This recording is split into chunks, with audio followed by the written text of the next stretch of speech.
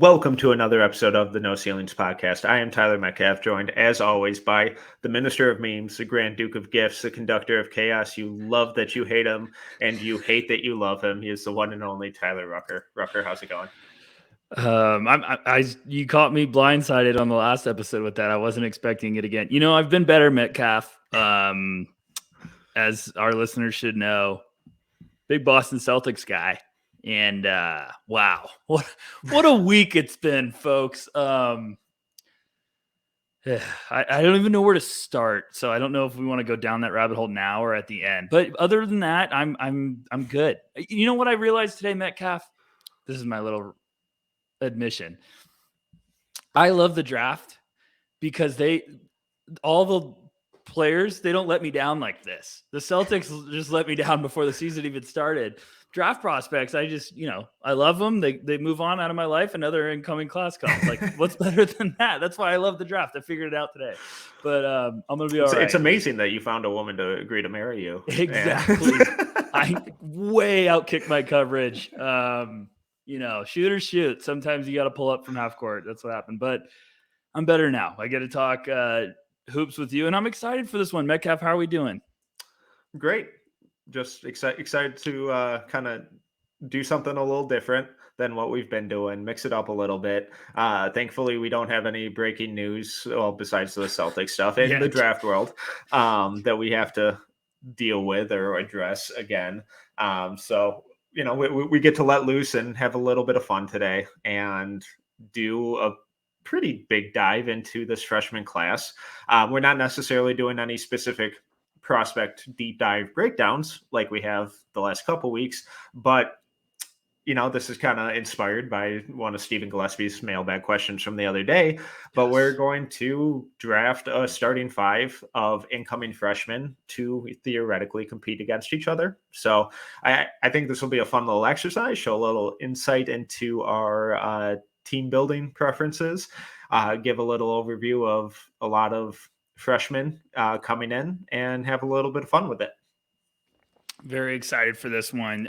Shout out Steven for the mailbag question. That's what we love to get those questions, folks, because you never know when you're going to all of a sudden spark an episode idea for me and Metcalf. But shout out to Metcalf because he kind of threw the curveball of like, what if we only did freshmen? And I was like, ooh, that's a fun little wrinkle. So I go list a lot of guys that I'm very intrigued by, and I'm pretty much going to draft depending on how Metcalf drafts, so I can just give his team a nightmare. That's my goal. But Metcalf, it's fun because I go through my database to get prepped for this, and I was just sorting everyone by what year they're going to be, and gosh, there's some talent like all over the board. But like just obviously the incoming freshman class is just fantastic, but This class is going to be awesome. Like I really, really am excited for the depth and the potential that this class has. Because I even had some guys I didn't throw on my list that I was like, they might be worthy of a kind of a little bit of a curveball pick. But excited to talk this one out with you. All right. You want to get into it? Yeah, I want you to have first pick. I'm tired of you being the nice guy and giving me first selection and first call on stuff. Like let's focus on Metcalf a little bit. Well, I appreciate that, and I eagerly accepted that invitation that you so graciously provided. And with my first pick, there are a lot of different ways that this draft can unfold, so I don't want to pigeonhole my team necessarily into one direction. So I'm gonna go with a guy who I think is a pretty clear number one pick for this kind of exercise, and go with someone who has awesome size, great skill, great athleticism, and really good two-way versatility. I'm going Jairus Walker. He's son of a bitch. I was literally, the moment I was like, hey, Metcalf, you have the first pick, I was like, he's going to take this guy right under my nose. Yep. So, I probably would have gone the same place there because I know a lot of people are high on a lot of other incoming freshmen, and for everyone listening, like obviously we're not going to consider Scoot or Victor in these because they're not going to be NCAA freshmen. They're, the outliers. They're the outcasts, and they're very, very good at being an outcast. But Jairus is a guy that I think is going to just light the world on fire if he really hits the ground running for Houston. I have been a little surprised there's not more love, not more buzz preseason in the draft community. I mean, we talk about no ceilings, and a couple of us are foaming at the mouth. I know you are. I know I am. I know Corey is. For the other guys in No Ceilings that like him, I'm sorry, I'm just drawing a blank. But I know that he was one of those names that got brought up, and there's some serious love at No Ceilings, and I am drooling over him as a prospect. I really think there's talent, there's potential for him to just skyrocket. So yeah, I love that pick, Metcalf. I mean, going into the season, do you think he's probably one of your most exciting guys you're like eager to watch? Yeah, 100%. It sucks that he is going to Houston the year after I move out of Houston. Yeah, classic. So, that timing was really perfect. Thanks, Jairus. Try being born a little earlier, dude. Totally. He said he's sorry. He texted me right now. He said he's sorry. Yeah. But I think the kind of physicality, the versatility, the intensity that he plays with is going to fit. It's going to be an ideal fit in that system. And seeing him play along a guy like Marcus Sasser, who really showed a really tremendous growth last year before he got hurt, and then even during the whole NBA Combine process, I think the ceiling for this Houston team is, national championship good. I think they could be that good, and I think he could be a big reason why, because of that two-way versatility and uniqueness that he'll be able to provide right away, that very few freshmen at his position can provide. Yeah, and if you're listening for the first time and you haven't heard our previous episodes, me and Metcalf are going to get better at this. But Jairus Walker, incoming freshman, about 6'8", 220.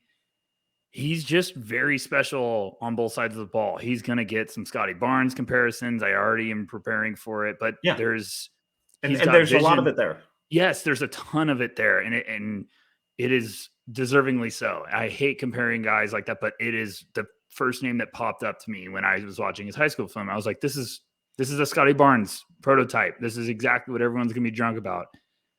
He's special. He's going to be really exciting. I will not be surprised if all of a sudden he's just, one of those first around the league buzz comes in and everyone's like, oh gosh, Jairus Walker, this kid at Houston. And I'm like you, Metcalf, this has the makings of just a nasty team, because Houston's always there. They're always super competitive. They're always just tough to play against.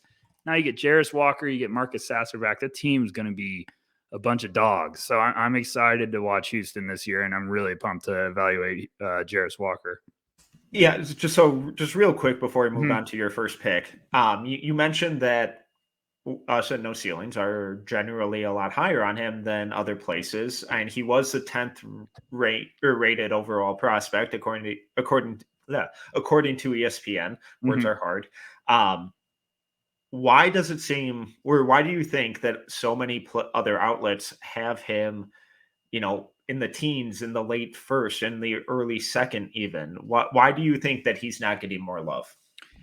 Yeah, I mean, the important thing for everyone listening, and we really mean this at No Ceilings, we're not trying to like downplay or negatively talk about other mainstream websites. We're just kind of educating everyone where the buzz is, the vibe is. Yeah. So like, I've seen him, like you said, I've seen him in like the 16 range. I've seen him 20s. I've seen him I think I saw him in the second round somewhere. And I was like, what's going on? And I think people are still convinced that the shot is much uglier than maybe we believe it is. Would you say that, Metcalf? Yeah. And that would be my kind of first assumption is that people are like, oh, the shot's ugly. And I'm like, I don't know if it's that bad. Right. It's not like a work of art, but right. I think we both agree that we like the touch on it, and that there are some slight mechanical things that he could kind of smooth out that wouldn't be complete overhauls or like huge adjustments to what he's already doing. My thing is, we've talked about this. All the episodes are blurring together, so just go back and listen to the No Ceilings podcast, folks. You'll have a good time. You'll have some laughs with us. But we talked about how if a prospect doesn't have like a strong shot, like if it's considered a weakness, where else does he have the other areas to kind of make up for that? And Jairus Walker has the defensive potential, the rebounding nastiness, and his playmaking and feel is outstanding. So those are three big areas that we're talking about, and a potential versatile asset on both sides of the ball. That I still think that's going to carry a heavy punch when it comes to his draft stock with scouts and NBA front offices. Absolutely. Well, we're both super high on him. A lot of other guys that No Ceilings are. I imagine a lot of the kind of draft community will come around to him as he hopefully shines for the University of Houston this year. But enough on my pick, which was absolutely perfect and brilliant. Tyler Rucker, who is your first pick? I'm gonna draft the guy that's probably gonna guard him. We're gonna have a heavyweight slugfest. I'm gonna take Cam Whitmore going to Villanova.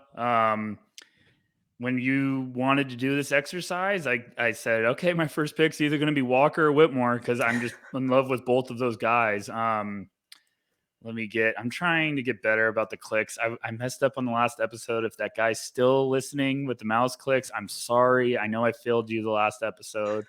Shout out that guy. Whitmore is going to Villanova, freshman, 6'7", about 225. For everyone that hasn't listened before, but he's just power. He's nasty. Yeah. I really think that's the other guy that, I think Walker's going to skyrocket up boards. I think Whitmore is going to end up in that top 5 if things go right. Now, when me and Metcalf are talking this early on in the year before the season's even started, we're talking about if everything goes right for these guys. Mm-hmm.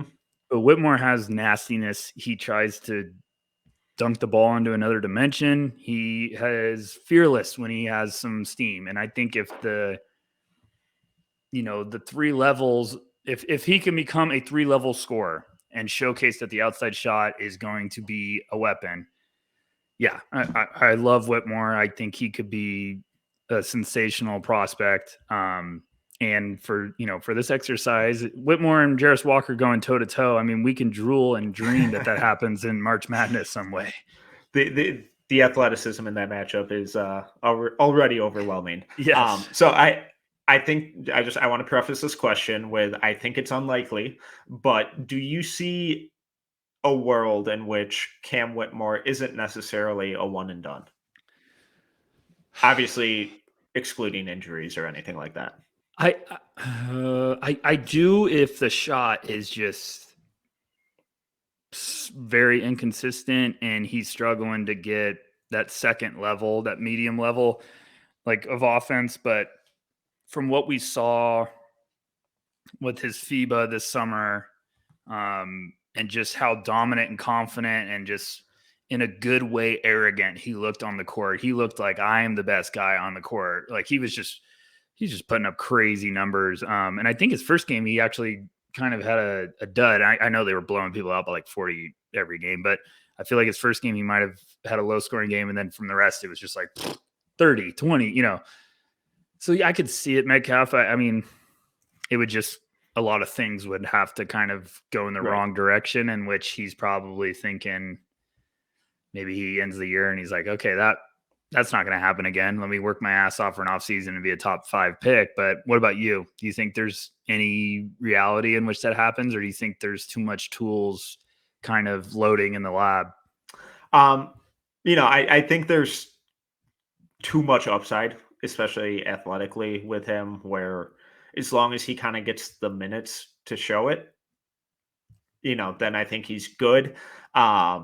That's kind of my only other hesitation is that, obviously Villanova, they have a new coaching staff and whatnot, but it's still generally the same culture that was there before. So I'm curious to see what type of role he gets right off the bat. And if it's, they come into camp and he's already overwhelming and dominant and showing that he belongs in that starting 5 and he earns that, then, awesome, cool. We hit the ground running. Also, if he doesn't, it's like, okay, interesting. Is he afforded the opportunity to kind of build into that, or is it just going to be one of these, more 6-man type of roles where he's only playing 15 to 20 minutes a night? And honestly, if that's the case, that might even encourage him more to be a one and done, and he might not have that top 5 draft stock that if he started every game, but if he goes in the teens because of that role, then maybe that masks any shooting issues that he does have. So I think his role is going to be really fascinating. The only way that I see him not being a one and done is that if he can't find a way to score that's not just uber athletic thunderous dunks. Yeah, I agree. I think the dunks, the power, he's going to be a highlight machine. We're going to see him all year on social media and Sports Center and all that crap because he just has that power and that nastiness and that mentality when he's attacking the basket. But if he shows that that's it, then I could see him going back. But I still think there's too much talent, and I've liked what I've seen this summer that I think he's going to be a monster. I really do think. And I love that he's going to Nova as much as we like that Jairus Walker is going to Houston. Those are 2 great fits. And we're saying that now. It looks great on paper. Still got to work. I mean, he could go to Nova and it could be a disaster somehow. Do I think it's going to happen? No, absolutely not. I think that's a great place, but you never know. It's kind of a roll of the dice sometimes with these guys. All right. With my number 2 pick, obviously with Jairus Walker, we have that ability to grab and go. We can play with pace. We have a little bit of versatility and who can initiate the offense. But I want a guy who can kind of match that at the point. I'm going Nick Smith, the 6'4", 170-pound point guard who's headed to Arkansas. We're going to get out and run on you incessantly, and you're going to have a horrible time dealing with it.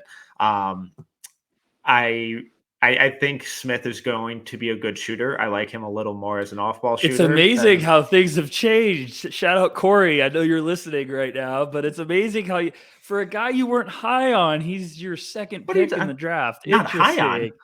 He's 6 on my board. What are you talking about? Not high on. I'll pull up the episode right now. I swear I'll do it. No, my biggest hesitation with Nick Smith was that it didn't feel like in the games that I saw, it didn't feel like he hunted his jumper off the bounce. I understand. Okay. I never, when he shot off the catch, when he did shoot, I thought the mechanics look good. I think he's going to be a good shooter, and being able to play off of Walker at times, being able to run that pick and roll with Jairus Walker in this hypothetical matchup, I think is going to be a lot of fun. But I love his first step. I love his ability to get to the rim, and then I think he's a lot better playmaker than if people listen to the Draft Deck podcast, then I think they gave him credit for. So I right now, I am really encouraged with the overall pace, versatility, and ball movement that my team has. That's a good pick. I think Nick Smith's going to be a heck of a prospect this year. The more I've watched, the more I've been intrigued. I think he's going to be nasty for Arkansas. For your first time listeners out there, he's 6'4", 185. God, he looks like he's going to have the tools to be a really special floor general. I like the swagger he plays with. I like his vision. We joked because me and Metcalf, it's hard to find his film sometimes. And all of a sudden you find it and then you're like, okay, where was this months ago? But I think we even saw like on Insta, it was under Nicholas Smith and we were like, cool, thanks. But I like the tools a lot. I really think that's going to be a guy that I'm very excited to watch the Arkansas team in general, but I'm very excited to evaluate him because I've talked about this before. I like what I've heard. I've watched interviews with him. He seems like he's got the right mentality and the right mindset. I'm excited to see what he does there, but you're off to a good start, Metcalf. Okay.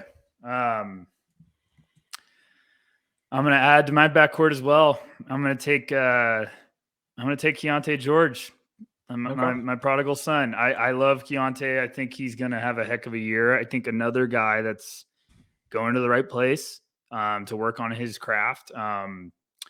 He's listed around 6'4", 185. Can really shoot it. I think he needs to lock in a little bit more defensively, and he's going to Baylor, and they're going to teach him that. But I love the feel and the tools and the upside that Keontae has to be a really nice off guard who can shoot it, who can score it from deep and in the mid range. And he's shown a little bit of wiggle, but I think that's loading. I think it needs to keep progressing. And if that does happen, then he's got the potential to kind of end up near the top 7 of the draft. But you added Nick Smith as your point guard. I'm going to get an off ball guard. We're going to get some shooting with Keontae. So you mentioned him as an off ball guard. Is that your preferred role for him, or would you like to see him start showing a little more point guard ability? I would like to see him off the ball.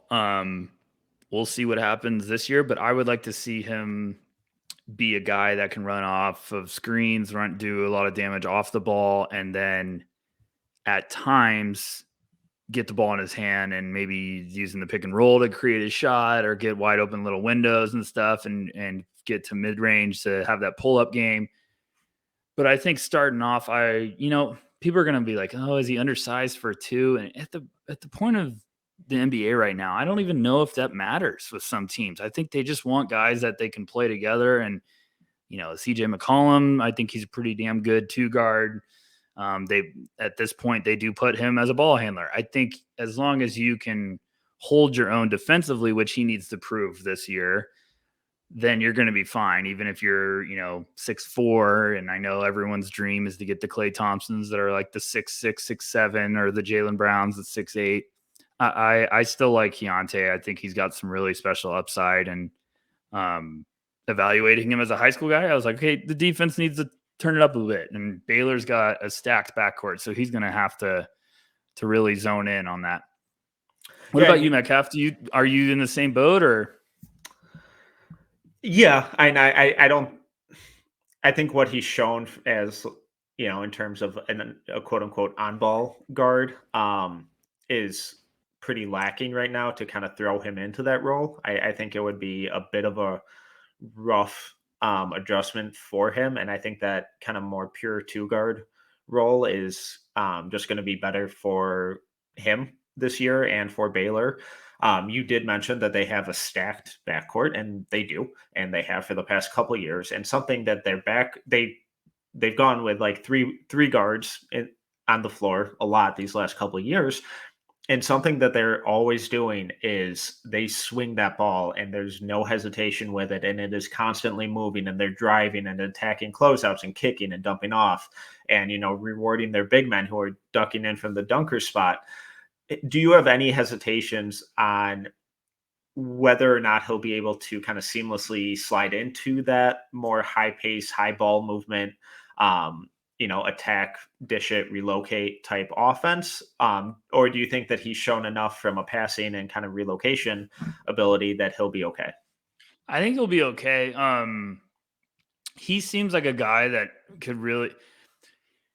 Watching his games, especially the Hoop Summit, I feel like no matter how quick the game's going, he's always playing under control. And I think when you have that skill set that he has, that also can make you a dangerous weapon in transition. And I think that's where he could really thrive with that Baylor team, is they might just be saying, just run the heck out of people. And Keontae understands where to get to his spots, locate, spot up. I think he's going to have a really strong year. I really do. Now he's got to shoot it well. He's, it's sometimes these high school prospects that really look like they can shoot it come into college and their shot isn't falling right away. And all of a sudden that just makes you're in another world now. You're in a dark place because your bread and butter isn't working. So how else are you going to impact the game? So as long as his shot's falling, I think he's got a great shot because he has a good feel. Like that's the one thing every time I watched him that really jumped out to me. I was like, this is a good feel. He knows how to get to his spots.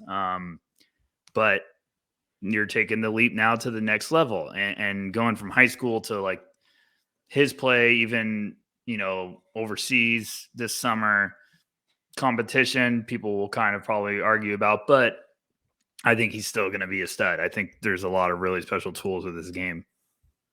So you did mention, how when option A gets taken away, which, the higher you go in basketball, the more likely that happens. Right. How do you contribute? And, we talked about that with Jairus Walker a lot, and, a lot of these other guys. With Keontae, if the shot isn't there, how do you see him contributing? He's just going to have to turn into. Do you have any worries about it? Sorry. I mean, that's a question that's going to make me just even go back and look more. I feel like, and because we're watching so many guys now to get ready for the floodgates to open, and I feel like watching him, I came away more intrigued with the playmaking than maybe at first going in. So I think as long as he trusts to play within the system and play within like, hey, my shot's going to come. I don't need to force it. We're going to have a talented team. Because that's also a big part of some of these guys going to the big universities is they have to understand, like, you're not the guy. You might think you're the guy, but now you're with a bunch of guys that were the guy before this. He's going to go play somewhere. Langston Love's going to be a great player for Baylor. They're going to have a lot of talent on that team. So you got to trust it. Like Kansas is great at that. And it's frustrating from an evaluating standpoint because those selves, like, we got a lot of guys, play within the team system. You're not going to put up 28 a game. Unless you're Ochai Agbaji. But I think he's going to be fine. And I think that's an important part with some of these prospects about going to those big blue chip programs is you learn how to play away from your number one option. You're saying, like, okay, your shot's not falling. How else are you impacting the game? And that's very important for developing as a player. Are you in the same boat, Metcalf? Because I feel like you're really hammering the Keontae questions. I love you for it, but I feel like there's some doubt. And no, there isn't. No, I really like Keontae. I think he's a really good ball player. I'm just, I'm just trying to pick your brain. I appreciate it. I think even when be careful, it's a dangerous place. Be careful. I thought his IMG film was super impressive, and that even when he wasn't, knocking down shots, he was still. He didn't really force it. It wasn't like, all right, well, I'm just going to keep shooting. I'm just going to keep chucking. It never felt like he was a chucker. And, that was really encouraging where he was really adept at kind of picking his spots. And then obviously there are some defensive issues, but I never felt like he wasn't competing on that end. And his ability to kind of body guys up, play with strength and physicality on both ends, especially when he attacked the rim on offense, he absorbs contact really well, especially for someone his size. Because he's not the biggest guy, but he's stocky, he's stout, he's strong, and he's not afraid of going into guys' chests and finishing through contact at the rim. So even when the shot's not falling, I think it's going to be enough of a threat where he can get guys to take that step to on a shot fake or something, and then, spin out of it and get to the mid-range or get to the rim and do some interesting stuff from there. Yeah, I completely agree. That's the underrated part about his game is he might be 6'4", 6'5" as a potential off guard, but he's a pest when you get downhill. Like he will go right at people's body. Yeah. I saw somewhere listed at 185, and I was like, it doesn't look like it. He looked like 200. I mean, he's just stocky, and he welcomes contact, which is really important if you're going to be that undersized guys, because you're going to have to. They're going to cheat up on you if you can shoot. And you have to prove that you can score getting downhill and finish with some touch and finish that mid-range, that pull-up game we're talking about. So I really like his game. I think we're talking about guys that we think could just start to heat up, start to climb, start inching up those boards. We loved Johnny Davis last year. Still love him.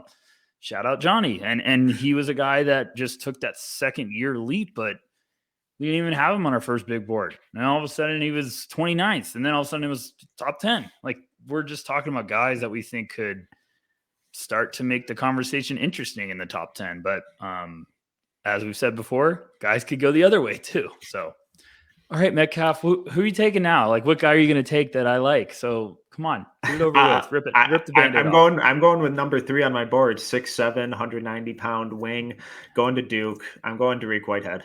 Okay, I didn't know where you're going there. All right, so you're playing theoretically. You're playing. Are you playing Derek in the backcourt? Or are you playing him as the 3 with Jairus at the 4?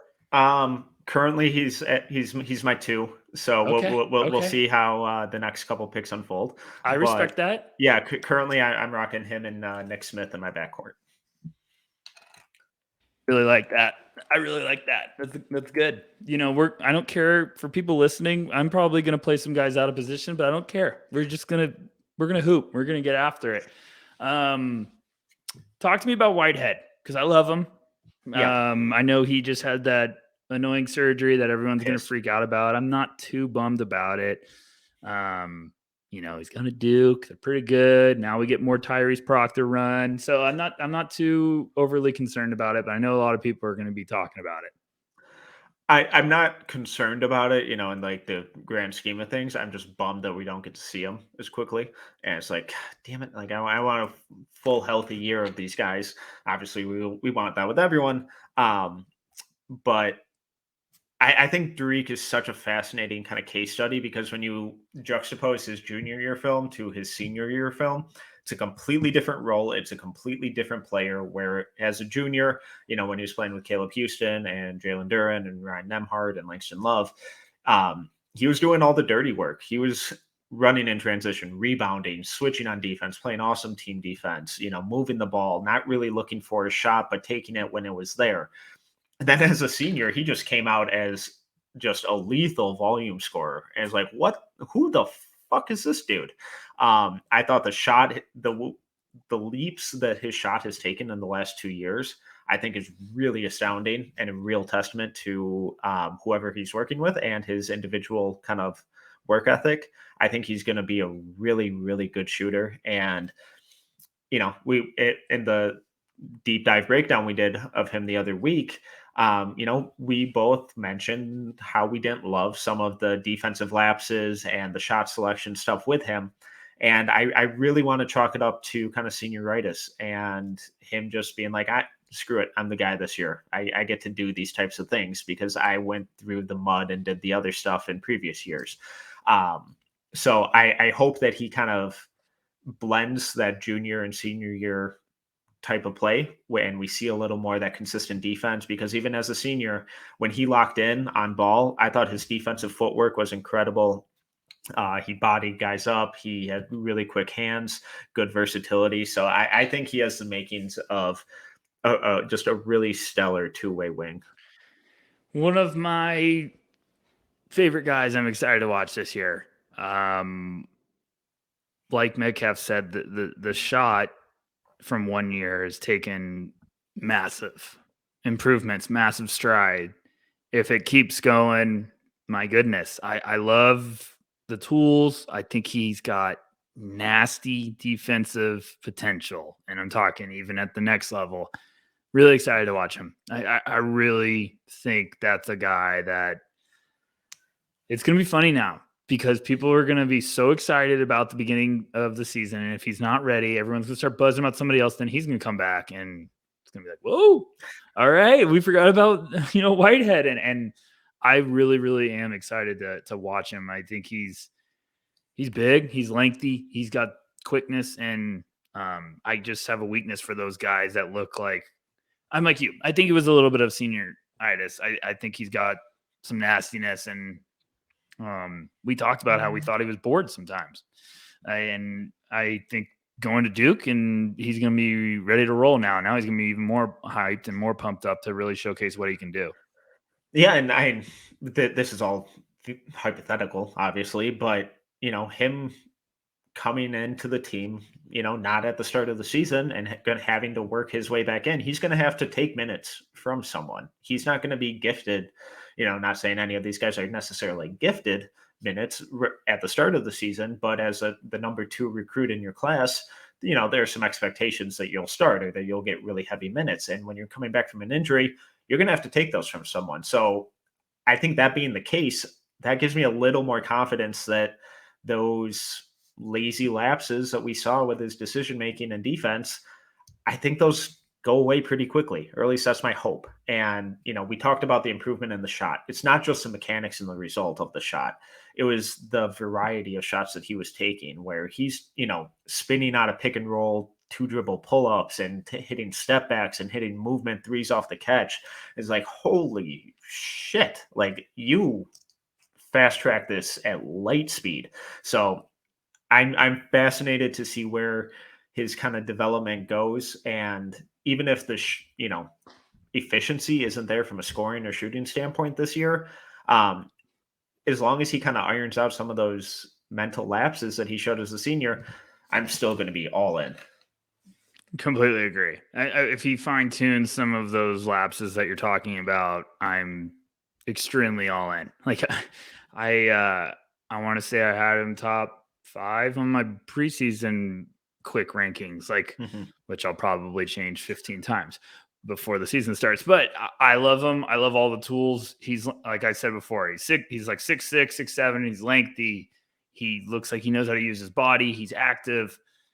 I think he understands the game, and I think we're going to see him play a little bit more energy and a little quicker at the next level, because I think now he's ready to roll. Like I still am convinced that his senior year he was a little bit coasting at times and moving slower, but it was just kind of understanding. And I think he was bored.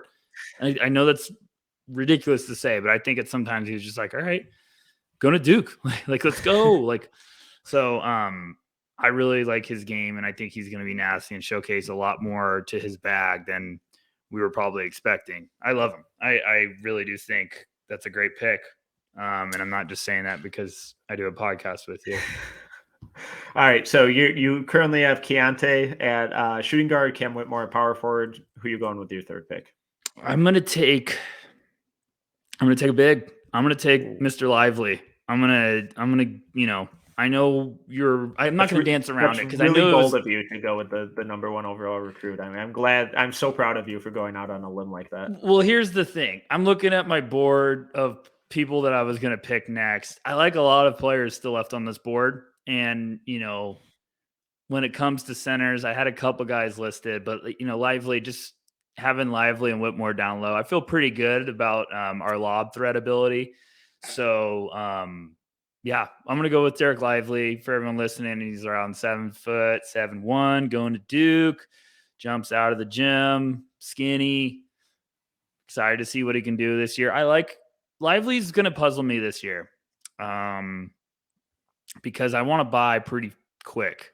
Like I want to be buying in, but I feel like he's going to be a wait and see guy. Like I need to watch probably 4 or 5 games to start out the year and then be like, how do I feel? And then this is going to be a checkup guy for me. Everyone is, but this guy even more. I'm going to be like, I need to watch Lively in the beginning of the year. I need to watch him in the middle. I need to watch him at the end. I need to see some signs of rapid growth or at least some versatility in other areas. Because I know he can jump out of the gym. I know he's going to dunk every offensive rebound. I know he's going to be a lob threat. We need some other stuff. Because I've seen some instances of some really good footwork, Metcalf, but what else is going to be in Pandora's box? That's what I want to know. Yeah, so Lively's obviously incredibly talented, great athlete, number 1 overall recruit for a reason. He's one of these guys that I haven't really dove in on yet, besides, the occasional highlight film, which are always accurate and show everything about a player's abilities. So sell me on Derek Lively a little bit, because we haven't talked about him on the pod at all. The thing with him is it's exactly what we talked about with well, I mean, not exactly because they're built completely differently, but it's the big man thing we hate about with high school guys that we talked about last draft class with Jalen Duren. It's like at some point in the high school tape, you're like, I get it. Like he's bigger than everyone. He's an incredible athlete. And if he gets any momentum towards the basket, he's going to dunk on everyone. But I need him to be a little bit more physical. Like this is the thin, athletic big. I need him to be physical. I need him to want to bang around in the post.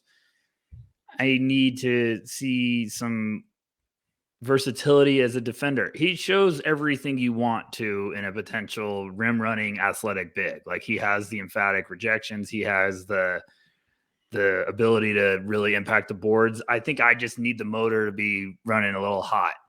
And it's the same thing we just talked about with Whitehead, where you can watch those games and I don't get too obsessed with like, he looks like he's a little lazy. I don't throw that out a lot because I'm like, understand the situation. Right. Number one recruit going to Duke. I'll give him the benefit of the doubt.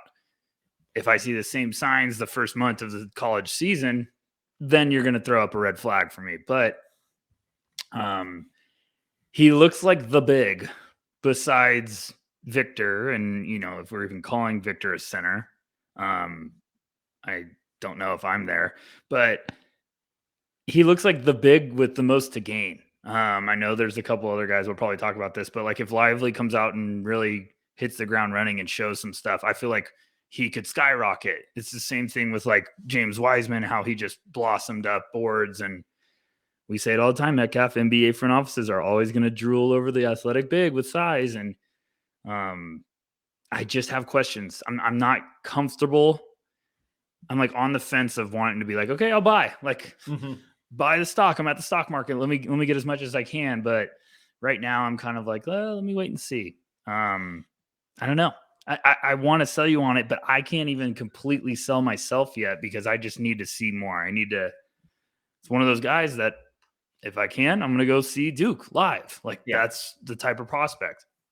Yeah. So, and in past years, Lively is obviously the number one recruit, and the number one recruit is almost always cemented in as someone that we're always talking about as a top 3 pick. Obviously, this year's a little different with Victor and Scoot, and how some people view the Thompson twins, but I never see Lively even mentioned for that 3rd spot or even top 5 in a lot of places.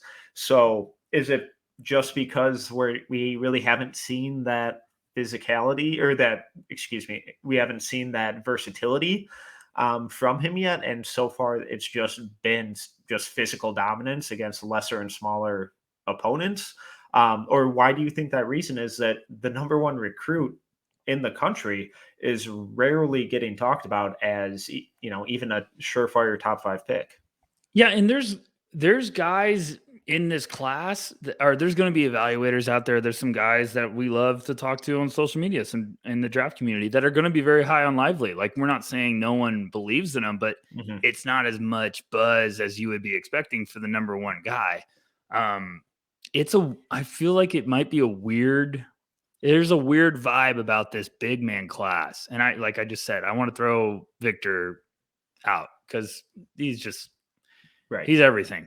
I know he's going to be the biggest person ever, but I still feel like he might be like a power forward or something with the way he plays. And that's for another day. That depends on the fit. But what I'm getting at is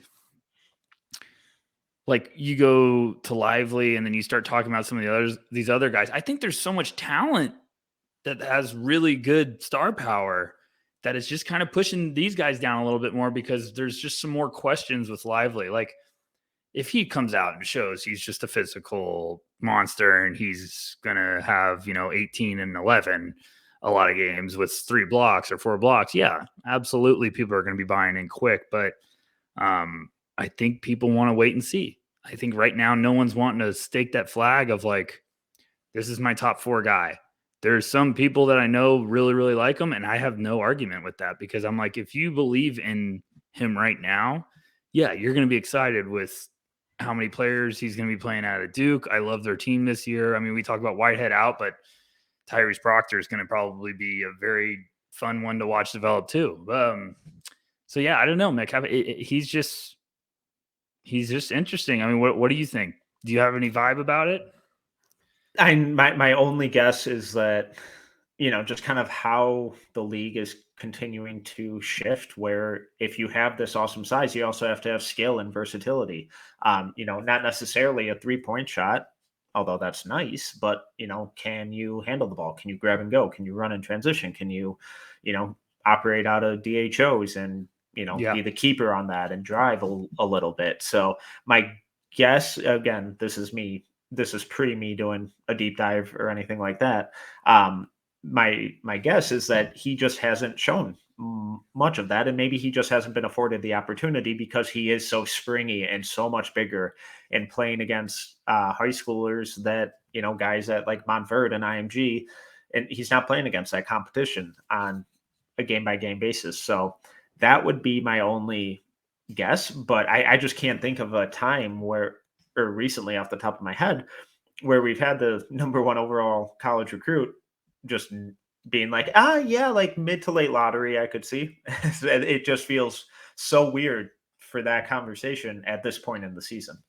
Yeah, I think you're spot on with that about now you need to not only be an athletic big with size, you need to show that you have some versatility loading. Like Bam Adebayo's, I don't know if you want to say started it, but Bam Adebayo seriously pushed it with like his playmaking vision. Now everyone wants the floor spacer. So I think maybe that's why we're waiting to see with Lively, because he has the tools to be dominant, but can he showcase now, like, okay, he's got a little bit of a 15-foot jumper from outside. He looks like he can do some stuff out there. He's got some playmaking. There's a lot of questions that I think could very quickly be answered in the opening month of the season, but it's just a wait and see guy for me. After all that said, I'm very excited to have him on my roster right now with this team I got building. So Yeah, and so you have Keontae George, Cam Whitmore, Derek Lively. That's a bit of vertical spacing and size that I kind of have to figure out what to do with, and I'm really torn. And the entire time we were talking about Lively, I've been scouring my list for someone who could fit. There are a couple names. I don't love them, so that's why I did it, folks. It's called so chess, not checkers. so I'm going to kind of keep my defensive versatility alive for the time being and push that decision down the road and play with a guy who I think could be one of the best overall defenders from this freshman class, one of the springiest athletes in this class. Didn't shoot much this year. You're shaking your head because I'm higher on him than you are. I was about to take him and shock you, so this is pretty funny. Okay, go ahead. 6'8", 205-pound wing going to Texas. I'm going Dylan Mitchell. It's a great pick. I had Whitmore there, and then I kind of looked, and I was like, do I want to take that and kind of have to figure out that combo? Yeah, it would have been electric.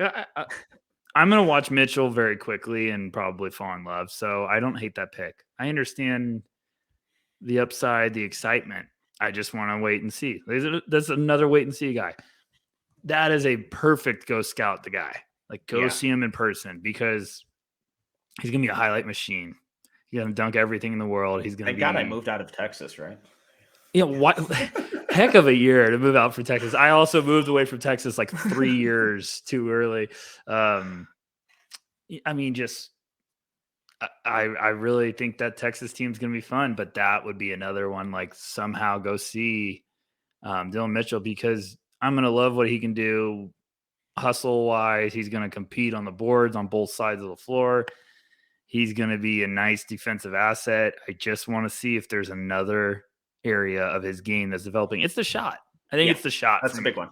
It has to be because he took like just looking at Instat, our lovely partners, and over his last 10 games in high school, and he took like 3 total threes. So it's not, he made one, missed 2 or something like that, just going off the top of my head, but he just never took them, and he never really looked for him. I thought on the 3 that he took, it was like the form is okay, sure, maybe there's something there. I think on this team for me right now, I don't really need him to be a lethal shooter. And if he can as long as he's willing to take a corner 3, I'm good with it. But for me right now, the big selling point on him is just how nasty of a defender I think he is. I agree. I completely agree with you. I get it. You playing him at the 3 or the 4? That's what everyone wants to know. Twitter just asked me, where's Metcalf playing when? I'm kidding, guys. It's 2022. I don't believe in positions. Rucker. There you go. God. Good answer. Very progressive of you. All right. Who you got with your 4th pick? I got a couple options here that I'm really excited about. And I had a wild card that maybe he'll be my honorable mention, but probably going to make Corey happy with my honorable mention. But we'll name a 6-man too. We'll name a 6-man too. I just made that. I just added that rule. You know what? I really like Keontae, but I need a guy that's going to run the show, and I need a guy that Doesn't really care too much about having to get his numbers. He just wants to run the offense and make things go. So I'm gonna get Keontae a running mate in the backcourt. I'm gonna give him Anthony Black. Oh, yeah, are shaking you, it up. You weren't expecting that, were you? okay. So are you running him at point? Yeah, I'm gonna get weird. We're gonna get Okay. me some playmaking with some size. I just love him. I love Anthony Black. I think when you get to that team, everyone's going to talk about Nick Smith. And I've seen some stuff from Anthony Black that I really, really like when it comes to just the understanding of the floor awareness, the vision, the playmaking, making the extra pass. I think he's got some wiggle between the lanes. I just kind of like the game, and the hair is beautiful, and good size at 6'7". That's what he's listed at. Is correct? Am I around? Okay. Yes. Yeah. So yeah, Keontae 6'4", 6'5". We got the 6'7". We got the hair and the girth in the backcourt. We're ready to roll. So yeah, that's my little wild card. I was gonna go in another direction, which you're probably not gonna list, but I'll bring it up later. So yeah, that's where I'm going, Metcalf. Okay. I'm excited to do the deep dive on Anthony Black too, because when watching Cam Whitmore's FIBA tape, Anthony Black was another one of the guys on that court who really stood out a lot. Yeah. And it's like, oh, this dude loves to make his guys better. And he loves setting other guys up and getting out and running and moving the ball. It felt like the ball never stuck with him. Yes, that's what I love about. It'll be interesting.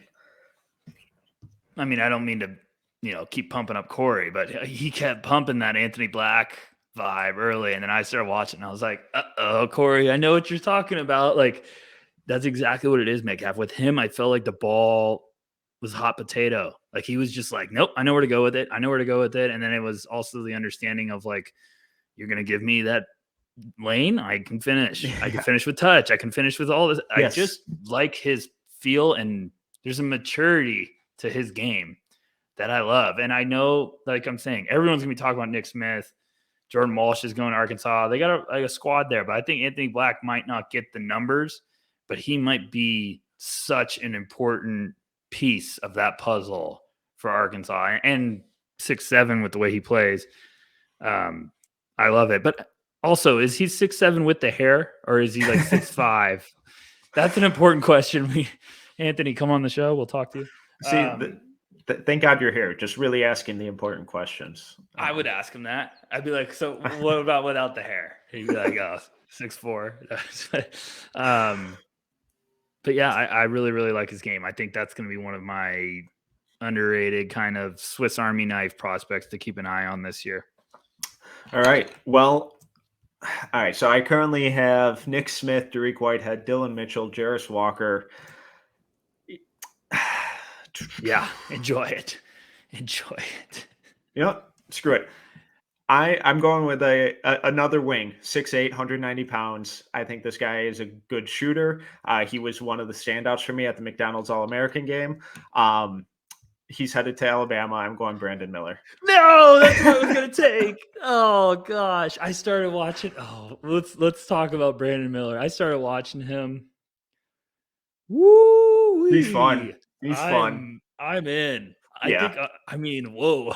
It did not take me long, but I started watching him, and I was like, "Ooh, okay, roll Tide." He's nice. Yeah, he's smooth. It's just what screw it. Bonus content. We're talking a little Brandon Miller quick dive. What are your hesitations? How do you feel about the shot? We haven't talked about him at all.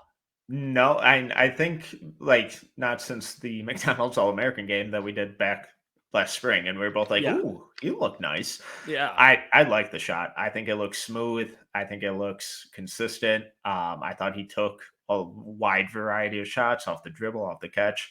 I was like, okay, there's, maybe the percentages aren't exactly where you want them, but at this stage in, players development, I care less about the percentage and more about, the process and how he's getting into it and how does it look and what does the confidence look like?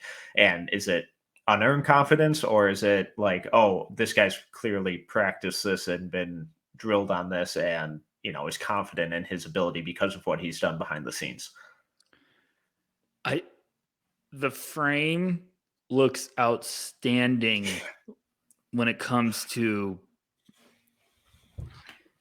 it is a foundation for a frame that I am convinced, like, everyone's going to see him and be like, he looks skinny. And I'm like, no, that looks like a good frame that's going to put on some good weight and be like, I watched him move and how he just floats and is in and out and his wiggle and his just his natural body movement. I was like, oh my, like there's something here.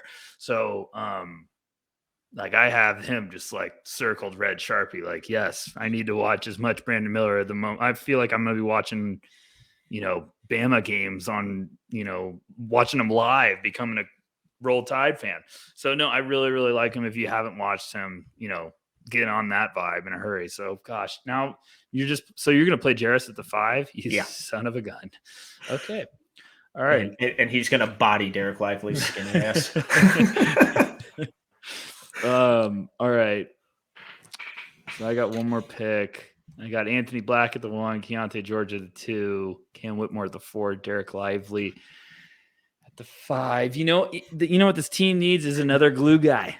We need a guy that just doesn't care about his stats. He just knows how to play the game of basketball. So are you going to take anyone who can actually shoot or no? Would you calm down? Yeah, I have Keontae George. I think Keontae's going to be shooting a little bit. Whitmore can shoot too. Calm down. Sure he can. I'm going to take my guy. I'm going to take Chris Livingston. Ah, there it is. Yeah. I just got a team that's we're just going to play basketball, check ball. We're ready to roll. But, wow, I still am shocked you took Brandon Miller. I thought I was going to give some out of the box love there. Okay. Well, I like this. This is we'll make a little graphic for everyone to, make fun of us tomorrow or something. Brandon Miller at the center. No, I'm kidding. Who else did you have under consideration? Let's get a little bonus talk as we round this one up. I'll tell you a guy that I absolutely love that I almost took. Cason Wallace.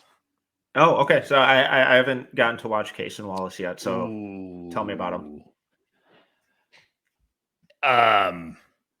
He is an asshole defensively. Like he's like 6'4", 185, going to Kentucky. I really, really like him a lot. I feel like he's going to be this guy that the more I watch, I'm just going to be like, I'm buying, I'm in. He just competes his butt off. He's physical. He kind of plays that physical up in your face defense like Beverly, but 6'4", and I think there's just a lot of other upside tools. Like I have to keep watching him, but it was one of those, I watched this film and I was like, I'm buying the defense. I love him already. And then I was like, okay, there's enough offensive upside that I think I'm going to be very intrigued. But, him and Livingston are going to go play together. So I'm actually going to be a Kentucky fan this year, which is crazy to say out loud. Who else did you have on your list? So Khalil Ware was the one after you took Lively that I was really going back and forth with. But I thought that would kind of ruin my defensive versatility. And, I don't like the idea of him switching anything really or playing anything but drop. So I kind of went away from that. Amari Bailey was high on my list. I think if I wouldn't have gotten Nick Smith, I probably would have gone Bailey. And then I was thinking about taking a wild swing at Grady Dick just to add lethal shooting. And I had him listed. And put Keontae George back in the shadow realm because he did not have fun chasing Grady Dick around when they played Sunrise Christian. So I had Grady Dick in case you took Keontae. I was like, well, I got to get shooting somewhere. I had the big man going to UCLA. I'm still very, very intrigued with him. Adembona, if I said his name wrong. Are we really that surprised by now? No Ceilings family, come on. Have you watched Gigi Jackson yet? I have not. Okay, let's save that. Yeah. He's one of those. We need to do a deep talk about him. I also need to get on the Jet Howard train because now you have me way too excited. I don't know why I thought he was like 6'4", and then you said the last episode big. I was like, whoa. I was like, okay. So right. On Michigan's website, he's currently listed at 6'8", 215. I love college sites. They always round up, and so he's probably 6'7", 205. Yeah. It's okay because that's what they're supposed to do. They probably put the truth out there, and then the coach comes out and like pump those numbers up. Those are rookie numbers. No, I mean, this was fun. I like this exercise a lot, Metcalf. I think these teams turned out right. I'm pumped to theoretically beat you by 40 and just run you off the floor. I mean, if you do, that's fine. But we're not going to give up. That's the good thing about my team is we're gonna play through the whistle. So I'm pretty pumped about it. My team's gonna be fine. Come on, give me a break. What else you got? Any thoughts? Any draft thoughts? Any life thoughts? Not really. It's like the calm before the storm. I'm hoping to get back to some writing soon. Here's a little me being an old man to get off my lawn. A little out of bounds or a little Yeah, no, this has nothing to do with basketball. Okay, out of bounds. So, the show Stranger Things I've liked, haven't loved before. But, do not choose your next words wisely. No. So, I was obviously on the honeymoon. There's a long flight, and I was trying to catch up on it. That's not a 7-episode season. That is a 7-movie season. What the fuck happened? What the fuck happened to editing? Is that just I love this now? No, do we just not edit TV shows now? Just give me 10 or 12 fucking episodes and not 7 goddamn movies. I can't sit down and watch 2.5 hours of a TV episode. Oh, what you're the soft. hell is that about? You're soft. Oh my god. You probably split up shit to do. No, you probably split up Scarface into like 3 days. Come on. Pony up. No. If you sell it to me as a movie, I will sit down and watch the whole goddamn movie. I watch those Lord of the Rings director's cuts 4-hour movies all the time.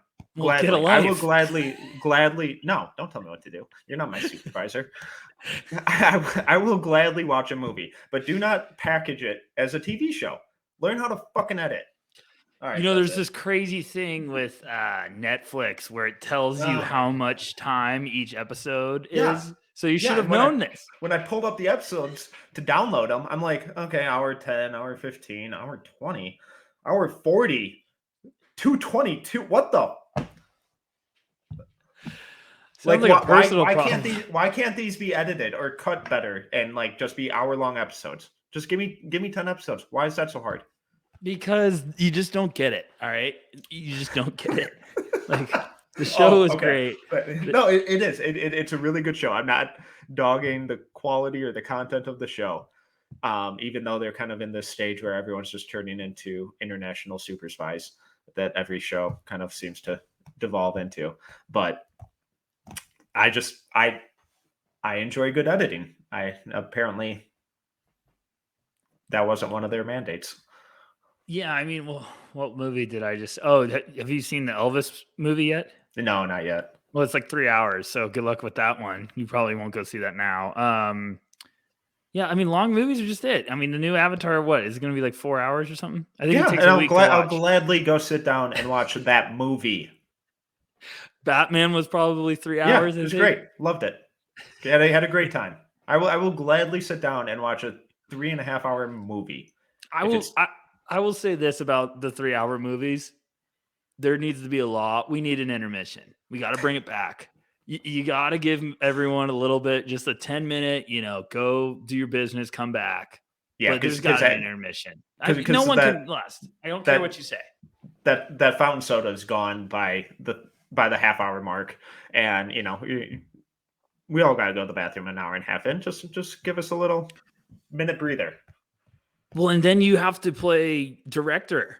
So you have to now play the guessing game as a viewer of what scene do I leave? And you haven't seen the movie. So you're just sitting there and you're like, when does it look like it's going to be a boring scene? Then you jump out, and then obviously you get to roll the dice when you come back if you're with someone, and they're like, "Oh, it's the best part of the movie." Yeah. So I mean, Either you miss crucial dialogue or an awesome action scene, and you're like, Yeah. "Oh, well, awesome, great, Yeah. glad that's out the window." yeah. So That's all I got. Do you have, Okay. what do you have? no, nothing. Nothing. Sorry. No, it's okay.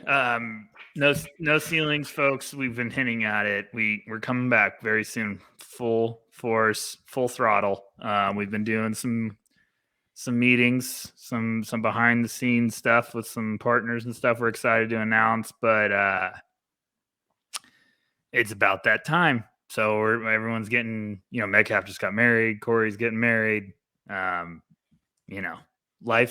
Everyone's checking off their list for life. So it's almost done. And then, then it's game on. So I'm excited for year 2, and I'm excited to write too. I'm locked and loaded. Got plenty of thoughts. Shout out M.A. Udoka. I'm sorry. Don't dip your pen in the company ink. But other than that, Metcalf, thank you as always. Everyone have a great weekend. And gosh, I'm excited for year 2. We got some good stuff. Thanks again, Metcalf. Absolutely. This was a blast. You can follow us across all socials, Twitter, Instagram, TikTok at No Ceilings NBA. You can find all of our written work at noceilingsnba.com. It's 100% free. Just click that subscribe button to make sure you never miss anything. And you can follow us on YouTube at No Ceilings TV. If you enjoyed this episode, please make sure to subscribe, leave a review, and a 5-star rating. They're greatly appreciated, and they help us grow in popularity so everyone else can enjoy our reports, our nonsense, and have some fun with us. Until next time, see ya.